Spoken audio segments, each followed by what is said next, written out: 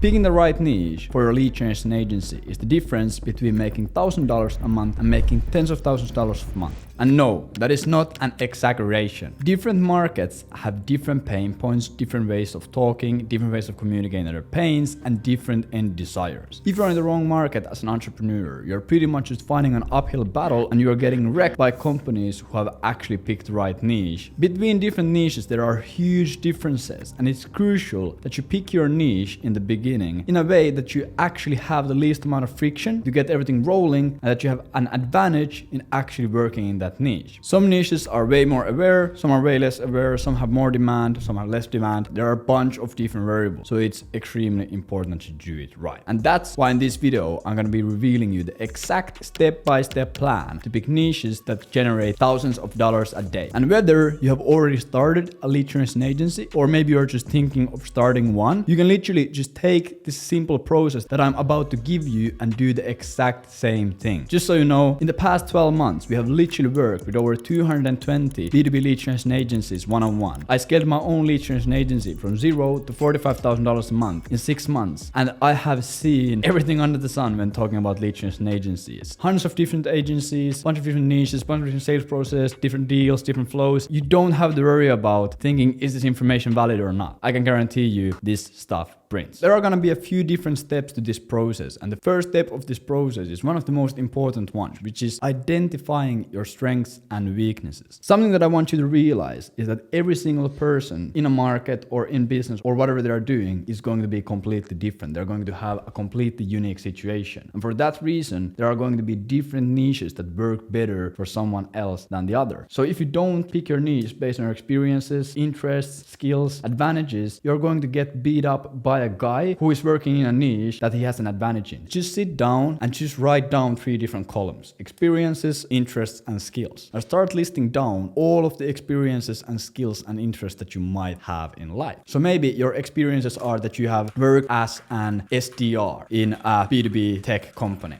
Or maybe you went to coding bootcamp, or maybe you studied finance, whatever it might be. List down all of the experiences that you have had in life. And I know I say this really often when people start actually thinking about these things. The first thought that hits them is, I don't have any experiences. But if you really just dig down, maybe you have played around in crypto, you have lost all of your life savings in crypto, you probably understand the Web3 and crypto and DeFi market better. Maybe you have studied something in school, maybe you have had a summer job, maybe you have tried to do some other business model, whatever it might be. Almost everyone has some experiences in life. Also, second thing that you're going to do is you're going to list down your interests. These are not going to be as important, but it's always good to see if there's an opportunity for you to work in an industry and work in a niche that actually is interesting to you, because it's going to be a long game. If you can't consistently stick to one thing and one niche, you're never going to really make it. So let's try to make sure that it's something that actually interests you. Maybe you are interested in AI and tech, maybe you're interested about marketing, maybe you're interested about going to the gym, or maybe you just love cats. And then the last thing that you're going to do is you're going to go over and you are going to list down all of the skills that you have. You might know how to do prospecting, you might know how to do cold calls, or maybe you know how to code or design websites, or maybe you know how to build e-commerce stores, or maybe you know copywriting, or maybe you can run really fast, whatever it might be. What you start doing is you start looking at this list and start thinking about, does anything here really link to a broad B2B industry? We are not looking for a specific sub-niche, because that's a common big misbelief that people spread around the internet. You should go really niche specific, you should pick like really small sub-markets so no one can compete with you, blah, blah, blah, blah, blah. But that's actually false. You actually shouldn't do that. Because when you're starting out, there's a super slim chance that first of all, you're going to pick the right sub-market and the right specific small audience in the whole sea of a lot of businesses. And also there's going to be a super slim chance that you actually understand a small specific sub-market well enough that you're able to resonate with them and actually communicate with them in a way that you're able to have any leverage. We want to go for big, broad B2B industries. Examples of these are accounting, technology, marketing and advertising, travel industry, manufacturing, logistics, software development, web development, whatever it might be. We want to look for big, broad B2B industries. Of course, there's a lot of options to go from here. You could either go and target B2B technology companies because they have really specific experience already doing lead generation there as an SDR or a BDR, whatever it might be. Maybe you would target software development because they have experience in coding. Or maybe you could go for accounting niche. Or maybe you could go for the fintech niche, so finance technology, because they have already tech experience and they have finance experience, so we could combine that. This is where the interest list comes in handy. If you have multiple options that you want to go for, you can look at your interests. For example, going to the gym won't really help us in the picking the niche. The gym industry isn't super B2B and there really is not